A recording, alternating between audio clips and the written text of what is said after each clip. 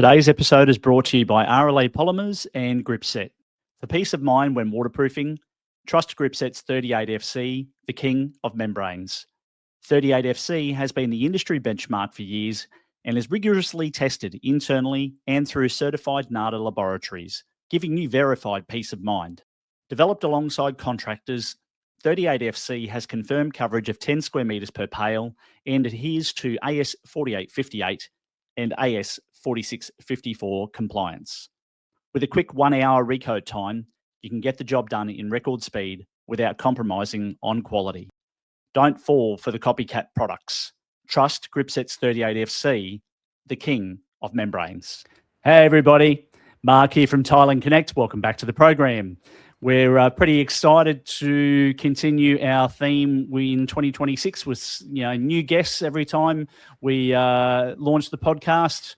And I have an exciting guest with us today, a gentleman who I've am very close friends with and have worked alongside within the industry for many, many years, not only in Queensland, but also around the country.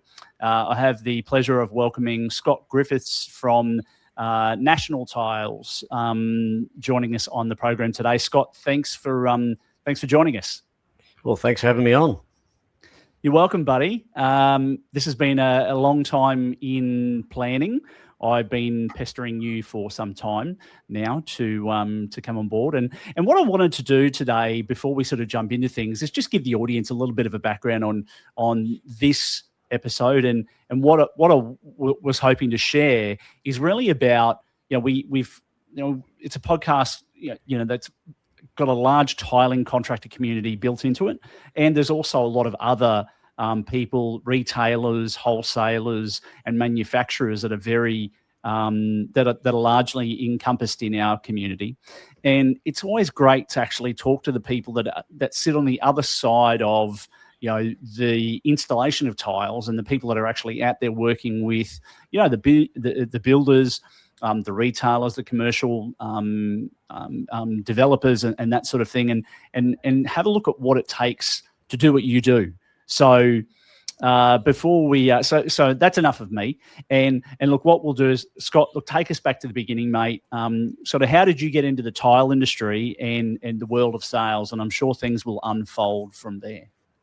Yeah, no, it's quite a while back now, Mark. I was actually running a taxi license with my wife when it was decided that we needed to sort of get back into the mainstream.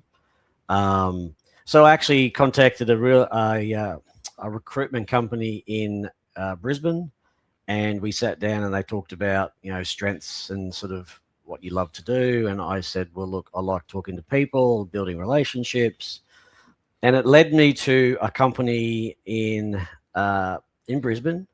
The first company that I worked for was CTM, and I was there for a couple of years, and that's where obviously we met. Which was great. And from there, it just led into a few different companies over a period of time. But it's funny enough, I ended back at National Tiles back in 2010. So that's 16 years ago. And I was in the Brisbane business for a lot of that time, for many, many years, before moving down to South Australia in early 2018. So, yeah, it's something that I've really enjoyed in my entire career in the tiling industry. It probably spans close into that sort of 18 or 19 years, if not a little bit longer. But significant time has now been spent at National Tiles. And that's across 2 different states, because I've been in Adelaide now for just over 8 years. So 8.5 years. So, yeah, it's been a journey. That's how it started. Why the move? Sorry, mate, just to jump in there very quickly. Why the move to Adelaide? What was the motivation behind doing that? I was up in Queensland. I was before a few other changes came in, I was the state manager for our sort of B2B, as we call it, business. And just going through some personal stuff. I decided to step down from that role. And what that led to, without me knowing, was I was then asked, while I was just a BDM, not saying just, but I mean, you know what I mean, the role changed. Yeah. They asked me to come down to Adelaide because we had the business here to sort of see what was going on, how it was working or not working. And I did that. I came down over a 3-month period, a few days each month. That was in sort of late 2017. And then I literally went back after the third trip. I actually went back and I was asked by the CEO at the time, you know, would you be interested in moving down to Adelaide to sort of run the business and sort of get it on track? And I said, well, look, I am open to it because for reasons, my brother lives here and it was really good to catch up. Obviously, I hadn't seen him for many, many years. So, and to be honest, my wife was in a role in Brisbane and she wasn't having a lot of fun. So we thought this could be the time. We had talked about it after I've been down that first and sort of second trip. I really loved the place. It was really just something different. And after that third trip, we sat down and it was decided that I would move down here. And my kids were at the perfect age where I could just move them before they got into sort of senior part of school. Yeah. So timing was perfect. And yeah, and the rest is sort of history. It's very good, man. Yeah, it's good. It's awesome. You know, like they say, a change is as good as a holiday, right? And it's a very old saying, of course. Yes. However, I'm like you. When I moved from Queensland, where it all started for me, and then moved to Melbourne, it was like a complete new life all over again. And I did that for 10 years, and that was back in 2012. And it was fantastic. Such a breath of fresh air to pick up and pack up everything that you have in your life and go to another state and start all over again. It's invigorating. Yes, correct. Yeah. Well, mate, look, let's talk about, so for the community and people that may or may not know, and certainly just clarifying this here. So BDM is a business development manager. It's a very common term that's used in a lot of different industries, not just, building and construction.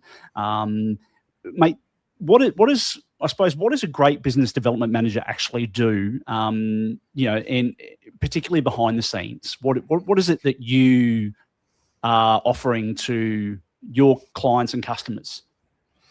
It's, you look at that role and you sort of look at it and go, well, look, the idea of the role is to build and develop business for a company.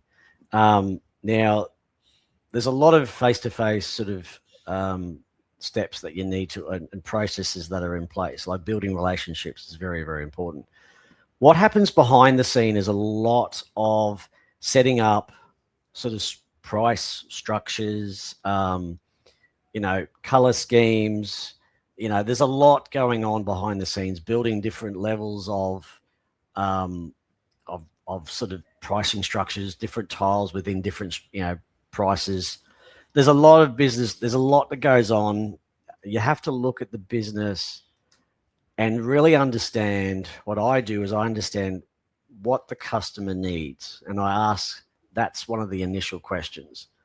Tell me tell me how your business works. And from that, I then start to build, you could call it behind the scenes because it's in the back of mind, on what and how we need to move forward. So it's not just making a builder fall into a box or fall into a particular area. It's evolving our business to suit their business. And that, I think, is a lot that goes on behind the scenes. And then you basically build from that point on. And thanks for sharing. And with that, I imagine you would spend a fair portion of your role on the road outseeing builders and clients. Is that correct? Yes, it is. I mean, it was more over the years. It has changed a little bit, and that's just the industry changing. So many years ago, when you started, I started in the industry. It was a number of certain calls a day, and in this industry, it's very important that you have that face-to-face connection with your client. As it's evolved, and we've gone through COVID, and we've gone through a few other different challenges with the industry, it becomes a lot more admin than it ever used to. Oh, really? Meaning that you're on the computer a lot, especially in the role I'm in at the minute. I've had many different roles, but the area that I'm working at the moment, there's a lot of tenders, documents, specifications that need to happen for it to then move into the next section of what needs to happen. So yeah, it's would it be fair to say that there's a lot more specification work happening today than there was 10 years ago, and it's more admin in massaging that through to acquisition versus 10 years ago, where I remember, and probably a little bit longer than 10 years ago, to be honest, I remember a guy that I used to work for when I used to work at National, and he threw a set of car keys at me and he said, all I want you to do is go out there and call on, 10 job sites a day and find the guy who buys the tiles and then get an order. That's right. Not going to mention any names, but if he listens to this episode, he'll know who it is. I'm sure he will. Yeah. Yeah. So yeah, help me understand. Is that what's happening today? Is that where the admin comes from? That's correct. That's exactly bang on. And you're right what you say. Many years ago, that the role of the BDM was, again, keys, car, samples, away you go. Yeah. Go and talk to that person. Go and talk to someone on that site. And as it got further along, it started to shift. So not removing that, it's still there, and there's still opportunity to do that. It just depends on job to job, sort of project to project, builder to builder. Yeah. In what I find in my role currently is that there's a lot that needs to happen. Interesting enough, it needs to happen away from the site. And when I say that, is because you've got to go and speak to interior designers, architects to get the product specified. Yeah. From a commercial sense, the product needs to be specified. Once you've got that specified, it then goes out to tender, and then obviously, who is tendering will link up with the builder. Sometimes you've got to talk to the builder, but in most cases of late, you really need to just price all the contractors, and then a decision is made from the builder's point of view. Then the tiles are actually purchased through the tiling contractor.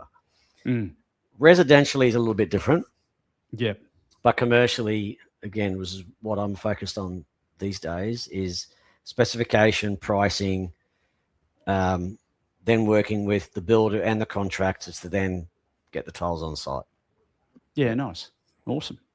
Well, mate, look, when we talk about what skills do you, I suppose there's a skill set with this sort of role like any others, right? So there's a talk to me about what you believe separates sort of average salespeople that do this position from sort of elite performers in sort of the construction and tile industry space. Look, there is quite a difference. And I think I go back to a comment I made earlier about building relationships. So not only do you have to start off being quite confident, you want to start confidently. You also want to have the drive. You've really got to want to get the business and make that connection to be able to work out exactly what's needed. And I think when you build those relationships, and it can take a little bit of time, but if you've got that specification in hand, you've got to not just sit and go, oh, well, I've done the job. You've actually got to make sure that that spec continues and is not changed, because it can happen. You need to be on top of all the contractors And over time, you get to learn and you get to meet them. And that is where the relationship really kicks in. So then they know that you're going to do the best you can for them. And the focus is from there on in. You've just got to be passionate about it. How passionate are you? It's not just I had a gentleman the other day say to me, "Oh yeah, I know you want the order." And I actually said to him, and I've met him now a few times, and I said, "Mate, you know what? Yes, the order needs to come in, but at the end of the day, my focus is to help you finalize your selection, finalize the quantities, and get some tiles to site, because the longer we dance around it, the harder it is for me to meet your time frames."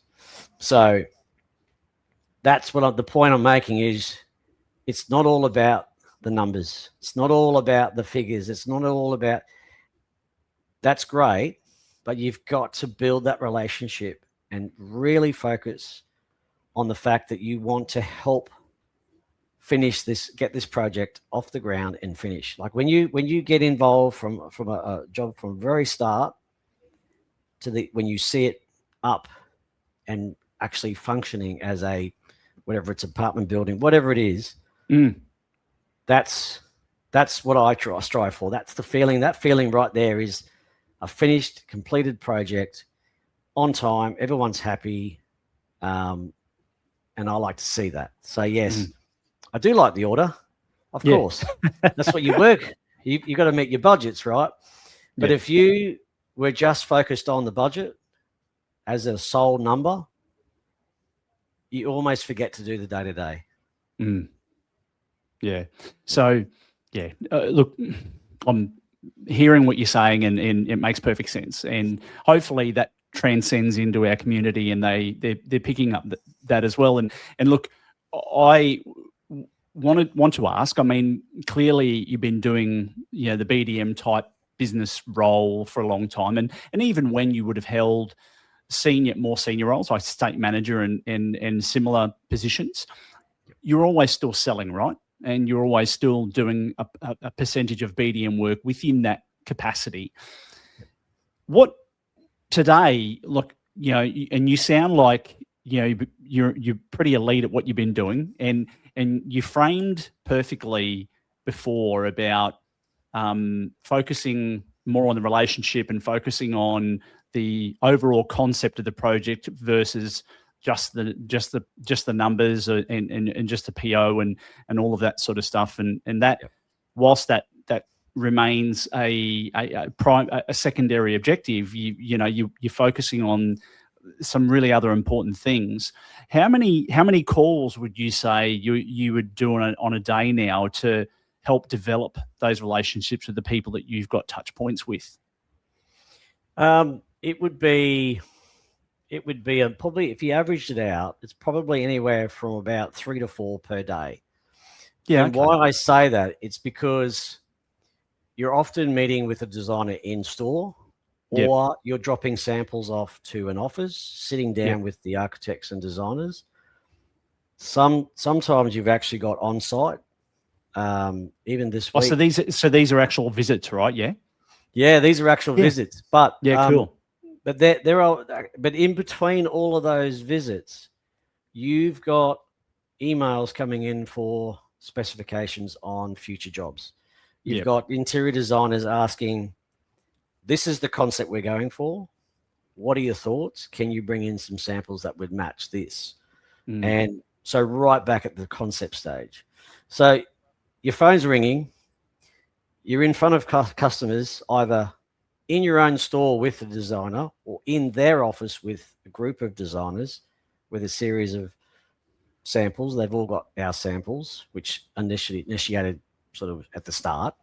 But also there's new ranges all the time. Like at National Tiles, the range has increased a lot, and it's exciting. And that's what I really love about the fact that I can come up with a concept, build a relationship, come up with concepts, and see the entire project from start to finish. I think that's, for me, that is just brilliant. I love it. Yeah, awesome, man. That's great. Well, mate, let's talk about some of the not so fun stuff in the industry. What frustrates you most about the industry, the tile and construction game? Look, there's probably, like everybody, there's a couple of little things that drive us around the bend. However, you've got to work around it because it is what it is. If you How don't do you do evolve- that? How do you work around it? What's your tip and or trick to work around things that are frustrating? You know, I've had like us all, we've had our moments. As you get experience within the industry and doing the role, you learn that all the relationships you've built actually come into play a lot because stuff's going to go wrong. And no matter, I mean, I'm talking internal, we're talking warehousing, we're talking order support, ourselves, we make mistakes. I'm not perfect. I've made many mistakes. Number one, you have to own it.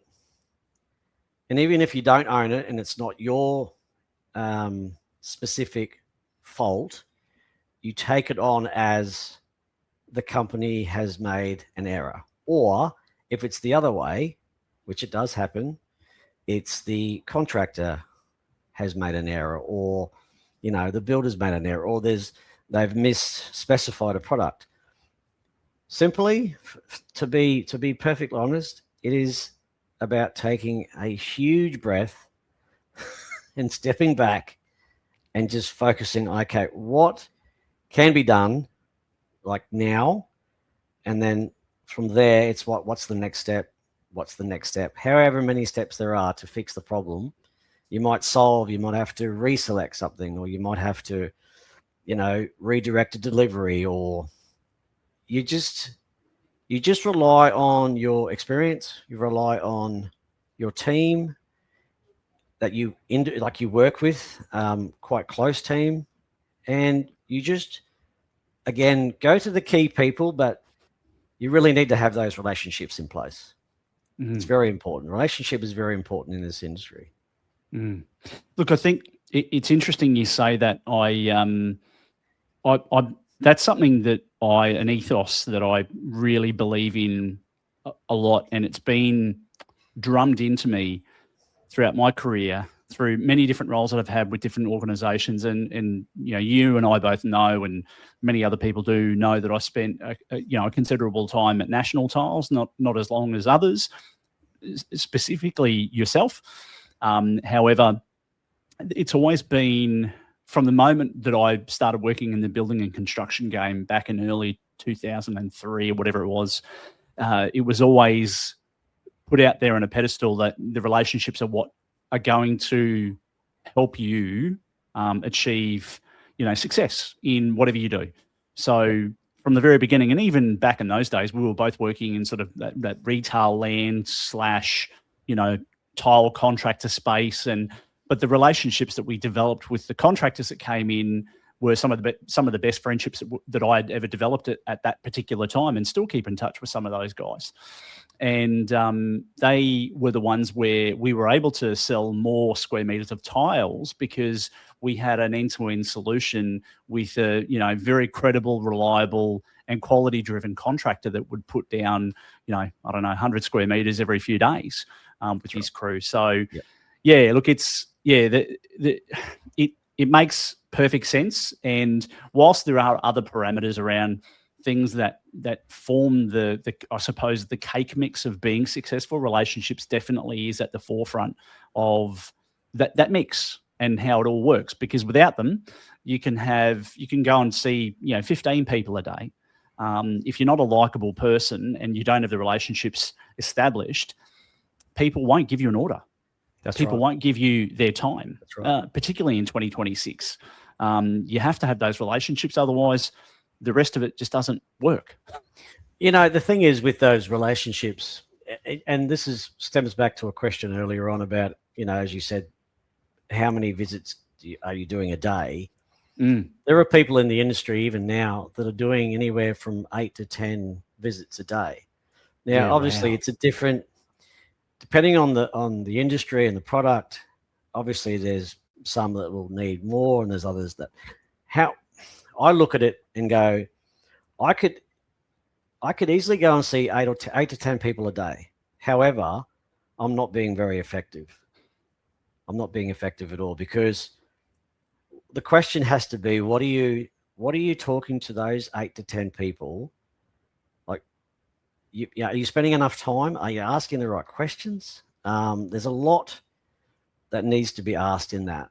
Now, I think for a BDM to have 3 to 4 on average a day, say it's 3 to 5 a day, those 3 to 5 catch-ups need to be significant. They need to be like, you need to be discussing all the points about the job.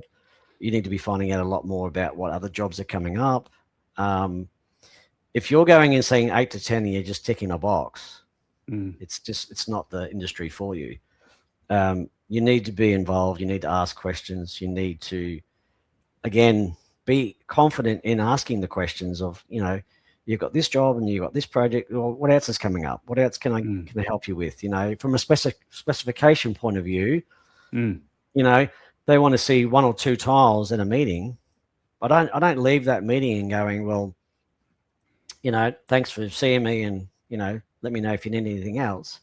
It's like, well, what else have you got on? Yeah, where can I help you? Is there another job that I can, and there's a number of designers in each office, and especially when they come to our showroom, I never let them leave without taking them around and showing them all the newer stuff, because they may not have seen it. So you've got to spend time with people, and I really believe that 8 to 10 is way too much.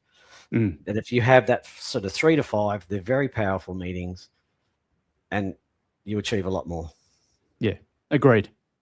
Well, mate, let's change gears a little bit. We talking about the industry as a whole, and I'm sure you've seen some pretty dramatic change over the years.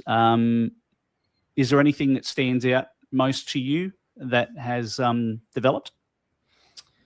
Look, I think the service levels, I think a lot of companies have stepped it up in their service. There's a lot of companies that I can definitely your competitors. Yeah. That I think the service level has completely dropped. Okay. And that's not feedback that I'm just making up or assuming. That is feedback that I'm receiving from people within the industry that I see. Yep. That'd be namely new customers that you're acquiring because of that said. Well, yes, as well as other designers and architectural firms that I've dealt with, and they all don't just solely deal with me, because I may not have what they need for that particular job. 100%. However, when they ask you to come in and see them or bring samples or look at a concept, if you don't jump on that and you don't have the relationship, they will just push you aside and go to the next person.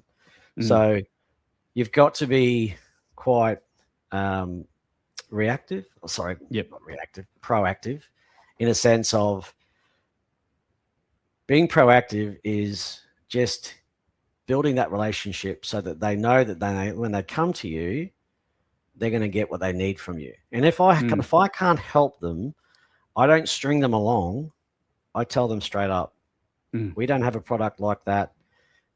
I've got other options that I could probably source in, but it'll come down to time, basically. Time is probably the biggest thing.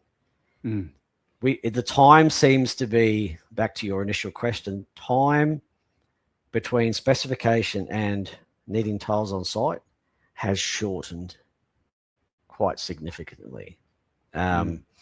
And I'm not sure if that's, I'm not sure on how that's come about. It just seems everybody's in a rush. So within reason, because National Tiles is quite, it's quite a large player in the business, in the industry, sorry. We have a lot of stock. And if we haven't got it in, say, Adelaide, we've got it in Victoria. Yeah, nice. And, so yeah. Yeah, and there's been, look, I look at it from the sidelines, but it's because I'm so closely connected into the industry. I can see that there's a lot of investment happening in National Tiles with new warehouses and expansions and new franchisees and new programs. So yeah, look, I can envisage that. There's, if it's not, obviously you've got a lot of stock readily available on the ground in these warehouses. So Yes. not so much a cash and carry concept.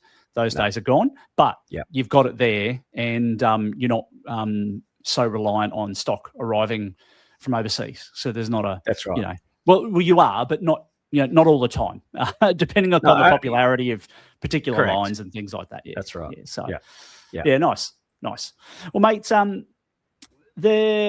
obviously you've probably worked with a lot of people. Well, I shouldn't say probably. You have worked with a lot of people over the years.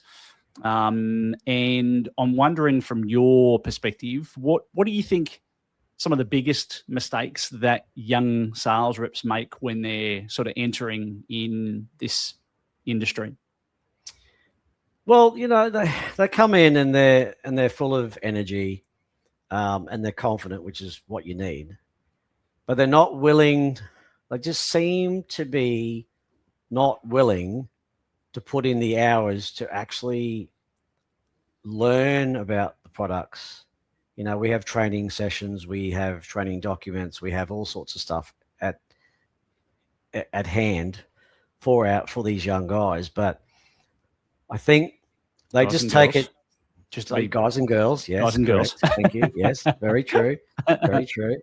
Some of our most successful sales reps are females, and that's fantastic. So I've learned a lot from that. In fact, I was actually trained by a young lady, and she was fantastic. And I'll always remember the training that I got from her. So yeah, wonderful. But you've got to just take a step back and learn from the more experienced people. Take the time to actually learn from them. Take the the rally wheels off just a little bit. Slow down, and actually you want to learn properly first. You don't want to just come in, go full ball. You sort of almost like it's an overconfident thing, and then end up going, well, this is not working out because of this, this, and this. So they end up, not working out, and then they move away from the business or from the industry. They also come in wanting the big paycheck straight away. It's like you've got to earn your stripes, and you've got to hit your budgets. It's very important. Yeah. A quick word from our sponsor. Partner with Gripset and become one of Australia's leading waterproofers. Waterproofing is one of the most in-demand trades. With Gripset's accredited practitioner program, GAP, you'll be trained and certified in just 3 days. Backed by Australia's leading waterproofing supplies manufacturer and run by trainers with over 20 years of experience within the industry, GAP gives you a wealth of knowledge. Learn how to identify and prevent dampness and water damage in both residential and commercial structures by exploring the current Australian waterproofing standards, correct preparation of substrates for waterproofing, and how to apply both sheet and liquid membranes with a particular focus on the trickier areas such as joints and penetrations. Upon completion, you will be a fully accredited GAP applicator and will be able to access exclusive benefits and free business advertising to expand your clientele. Spots are filling up fast. Upskill today, visit gripset.com/gap. That's gripset.com/gap, where great applicators get even better. Yeah, I think that's a pretty common theme with a lot of organisations, particularly in 2026. I'm not going to sit here and regurgitate a whole bunch of information and podcast episodes and things that I've watched about generations from where you and I sit versus people that are just entering the market now that are of the young generations below us. There is obviously clearly a theme in younger generations wanting the title of a CEO and the six-figure pay salary bracket immediately the moment they enter a business, and they may only have maybe 12 months or more experience in the game with very few relationships and have a long way to prove themselves. And it seems that they haven't acquired the patience yet to earn those additional bonuses or pay slips. Yeah. So I get it. Yep. And it's just something that it's there. And I think, patience is obviously a very good virtue to have and to learn. No, not everyone always has it. Is there one tip that you would give someone who is looking at roles like this? What would you say to them? Like if you were interviewing somebody and you could see the fact that they had a lot of confidence and they were a go-getter and they were jumping out of their seat to have a go at it. What's the one bit of advice that you would give them to help them stay longer than the average? Just to be honest, and I've met many in my time, you've just got to be willing to listen, because they come in thinking that they know everything, and I can assure you they don't. But they're very confident. As I said, you can be confident and then you can be overconfident. So I think the tip is just take a step back and really focus on listening to your, senior or more experienced people in the industry. Nice. Yeah. Awesome, mate. Well, look, let's, again, keep changing gears here because we're talking about some really good stuff. And I hope the community is getting some really good takeaways from this. And this is very much around, again, just to repeat what I said earlier, having a look at what it takes to be a BDM or a business development manager in a position and work selling the tiles into the industry. And why is that so important to have this conversation today is because, we're still, Australia is still importing close to 36 million square meters of tiles into this country every year. It's a considerable number in the sort of tile and flooring market. And inside of that flooring market, we have obviously other products as well that are not tile, but it's a big industry. Like it's, I was doing some research yesterday, and statistically speaking, from the research that I did, it's building towards an $8 billion market in this coming financial year. I mean, that's a lot of dollars in the tiling and construction space, and it's a finishing trade. So it has a lot of energy around not only the efficiency of putting it down correctly in accordance to the Australian standards, but it's the look and feel of everything that people look at when they live in a home or an office space or a shop fit out or a commercial space, like whatever it might be.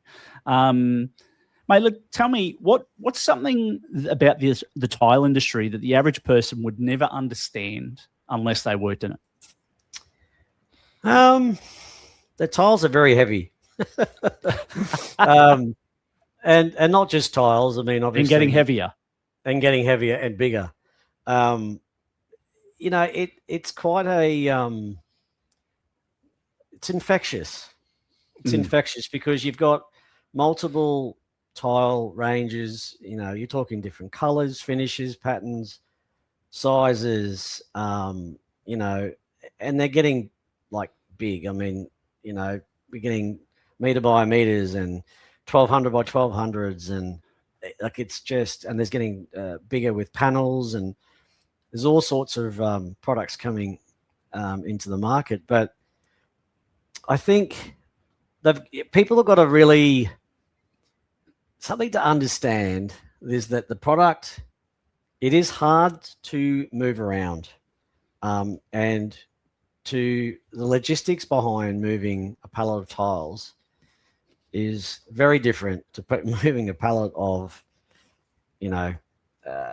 shirts, pants. Like it's the industry. There's a lot of safety around our warehousing and around our buildings, even our showrooms, retail showrooms, the product is very heavy and it can be dangerous. So you need to really, again, listen and follow instructions in and around the industry, the tiling industry. But not only just the tiles, we're moving into stone quite significantly now. So National Tiles is more than just the tiles now. It's tiles, flooring, and stone. So we're doing all sorts of products. So yes, the tiles are heavy and people need to sort of maybe don't understand that. We've got engineered timber. We've got lots of laminate. We've got hybrids. We've got vinyl. And then again, we're moving into that stone space. So a lot of opportunity, a lot of, again, heavy products that need to, people need to understand that it can be dangerous. So, yeah, wow. Yeah. No, cool, man. That's awesome. Look, Scott, from your years working closely with builder suppliers, clients, what would you say would be? Oh, sorry, and I should say most. Also tiling contractors. What would you say the most successful tiling contractors do differently that instantly makes them stand out to win more work? Again, it's their relationship with the builders in the industry. Some of these companies have been around a very long time. Some of them have got very large teams. Yep. So they're able to do quite a number of different sort of type jobs. But again, the pricing, I mean, obviously they can, if they're very competitive, they want to price very hard. But again, I think it's relationship. I mean, if you think about it, a number of contractors will say to me, "Oh, look, I've just got word that I'm looking, pretty confident on getting this particular job." And I'll say, "Okay, well, that's really exciting and great. Like, how do you know? Oh, I just know a guy. I know that one of the guys there, and he's, So the point is that the ones that are doing the job correctly or winning the most work are the guys who have built that relationship. And I think having that relationship and having their type of the type of service and their finished product is obviously very, very important. And I think, if you go through the steps, relationship, the finish, as well as being competitive, I think puts them in a very good position. And look, it's an extension to that. I think it's a very different market today as well in 2026. It's probably been like this for a number of years now, where there's an over demand. Well, it's probably been like this for some time. There's an over demand of work that needs to be completed, but an undersupply of contractors that can do the work. So that has been evident for some time, and it's gone in ebbs and flows. But I think as the generations start to change, we're seeing less people pick up the tools, and whether that be tiling, electrical, plastering, painting, brickwork, whatever.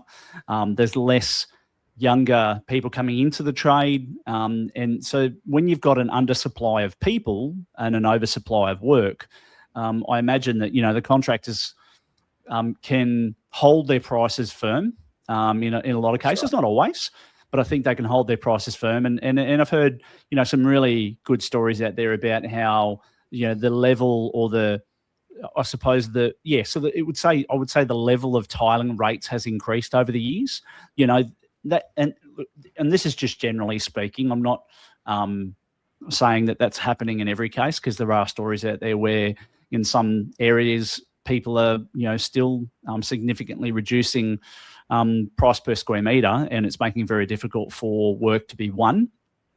But yeah, so it's yeah, I mean, again, like as you say, it comes back to relationships. The relationships they have with, I would say, more than likely people like yourself, the relationships they have with builders and developers, the relationships they have with designers and architects. So they're definitely a part of that mix of crew that, if you have your relationships well established, you're more than likely to have a pipeline of work this year, next year, the year after, Correct. Yeah. year in, year out. And look, it's interesting when you see online occasionally, and I'm not going to deep dive into what the groups are and everything like that, but there are a number of people now putting their hand up who are tiling contractors around the country saying, I don't have any work. Has anybody got some work here, or has someone got some work there? Yep. And sometimes I look at that and go, I wonder how strong that person's relationships have been that they have developed versus someone who isn't putting their hand up going, I need work. Now, I know there's going to be some isolated cases. I get that. Of course. But generally speaking, if you have a very strong network, it's like you can be indestructible. If you have the right team around you, it's like personal development. If you have your right team around you, you are pretty much, you can achieve anything that your heart desires. If you haven't got that team around you, well, then it gets a lot harder. Agree. Sorry, mate. There was a little bit of my ramble there, but anyway. You're bang on, but yeah. Yep. So, look, tell me, you don't always win everything, and no one ever does. What's your approach to handling rejection, difficult clients, or lost projects? What's your process, mate? How do you do it? Look, at the end of the day, as you said, you can't have everything. All right. So if you go into these types of projects thinking or wanting, I suppose to a degree, we all want to win everything we get. That's part of the fun, part of the drive and excitement. But at the end of the day, there's, especially in Adelaide, you've got there's probably about, to be honest, there's probably three. And I'm sort of lucky, I suppose, to a degree in Adelaide. There's only about 3 or 4 tiling BDMs on the ground. And in such a tight-knit sort of state, we run into each other. And okay. Yep. You get to know each other a little bit. And at the end of the day, it's you lose one there, but you gain one here. Do you know what I mean? Like, so I look at it and go, look, it is what it is. The decision's been made, whether it's the client that's made the final decision, or they've completely changed their, scope, or the builder's found that he's got, the exact right product, or whatever it might be. It is what it is. I think you've just got to go, you have no control over it. When it gets to that point, it's totally out of your control. If it was in your control, it'd be a different story. But if it gets to that point, something has happened, or whatever the case may be, it's generally a change of mind, or they've decided to go down a different path or replace it with a different product. You've just got to get on with it. You've just got to go, it is what it is. Because the longer you ponder on that, the more you're going to miss the next opportunity. So, and I think your reaction to that leaves a mark on that contractor or builder. So if you turn into a, selfish child that carries on and gets, takes it a little bit too far, well, then they're going to go, well, this guy's not professional enough. Guy or girl, it's not professional enough. So basically you're closing the door on yourself, because they're not going to come back to you because of that last reaction. So you've just got to take it on the chin, accept what it is, and just move on. Because they said you can't sit around crying about it. You need to move on. Yeah. And I think you've said that really poetically, because I think if we look at it at the end of the day, there is a multitude of tile importers. There is a local tile manufacturer in Australia. There is only so many colours in the rainbow, and only so many size tiles that you can get your hands on. So clearly there's going to be a lot of crossover in terms of style, design, thickness, size, and then we get to price. Yep. So, classic example, 300 by 600 white rectified wall tiles. I'm not sure if they're still a thing. I'm pretty sure that they probably are in most, major or mid-sized domestic builder portfolios. But I think there's probably most tiling importers are bringing in some version of a white tile from somewhere around the world. And I can't imagine there'd be much difference in price. No, I don't think there is. It's just a matter of, it's obviously, again, it's one of the fastest moving products. Most, the largest amount that's being purchased right now. And when we've got a couple, to be honest. And it comes down to that look, comes down to, a crisp white versus a sort of a more sort of softer white, or do you know what I mean? It's again, and speed and relationships and relationships, service. It's funny when we say, people say, oh, what's the most, I was asked this question a very long time ago by a very, an amazing man. And I'll always remember it because we sat down and he said, give me the three most important things in the industry. The first one would be the third, second, and first. And he said, I've asked every other sales rep the same question. And the question was, what's the order? What's more important? And I said, I actually flipped it. I actually said, right, one being the most important, 2, 3. So number one for me is relationship. Number 2 is service. And number 3, as in the third important one in the top 3, is price. Now, people might look at that and will hear that and go, price is very important. Yes, it is. I said, but I can tell you now, if you're getting a super duper price, but you haven't got the service to back it up or the relationship in place, you might get lucky on 1 or 2 hits, but you're not going to get that business long term. You're not going to build that structure. You're not going to build that relationship with that company, whether it be a builder, a contractor, even an architectural, a designer. It's all about that building that relationship, getting your service right, and the price comes in third. And again, people just go, what does that mean? That means that you've got to do it in that order, and that's how I've always done it. I can tell you right now, I'm not the cheapest in the market, but people know when they come to National Tiles, they're going to get that service, and they're going to have that relationship. We build relationships, we service our customers, and the price becomes sort of a distant third. I mean, we've got to be competitive, and we are, especially in the commercial space. We're very competitive because we know that it's a competitive market, and the margins that we used to get are no longer, in the industry. They've changed, and within reason, you've got to know where your limit is, where you can play, and again, you want to build on that.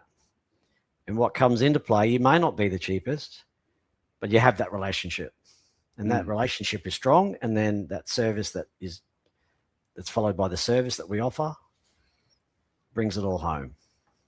And that's what I'd like to be remembered for, is the guy that built relationships. Awesome, man. Yeah. That's beautiful, Scott. Well, look, let's wrap it up there with just one final question today. After all these years, mate, what still gets you excited to get up every morning, wake up and do it all again tomorrow? What is it? There's a couple of things. Over the years, you work with different people in different teams. And I think apart from building those relationships, which is very, very important to me, giving the right service, and again, that pricing, I love the fight with the price. I love the opportunity to play. However, the thing that gets me out of bed, apart from my customers and building those fresh relationships, is the people you work with.